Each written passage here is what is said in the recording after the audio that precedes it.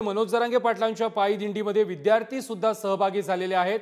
बीडमधून काही विद्यार्थी मुंबईकडे चालत येत आहेत। शाळकरी आणि महाविद्यालयीन असलेल्या या विद्यार्थ्यांना त्यांचा अभ्यास बुडणार असल्याबद्दल काय वाटतंय जाणून घेतले आमचे प्रतिनिधी विक्रांत शिंदे यांनी।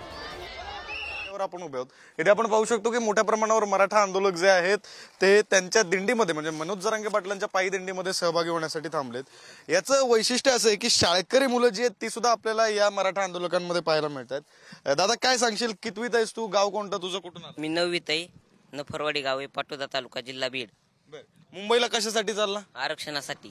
आणि शाळेचं काय, शाळा बुडणार का? शाळा बुडणार असे काही की नाही का 95 मार्क पडले तरी नोकरी लागत नाही ना, असे 65 पडले तरी नोकरी लागत आरक्षण भेटल्यावर। बरं, तू घरातनं निघालास तेव्हा घरातले काय बोलले नाहीत का शाळा बुडेल म्हणून वगैरे? आई वडील काय ओरडले नाहीत? काय नाही, ते म्हणले आरक्षण महत्वाचं आहे।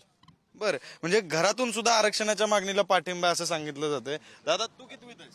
मी 11वीत। बरं, तू सुद्धा मुंबईला चाललास आता, कॉलेज बुडवणार? कॉलेज बुडवणार, आरक्षण घेतल्यावरच वापस येणार।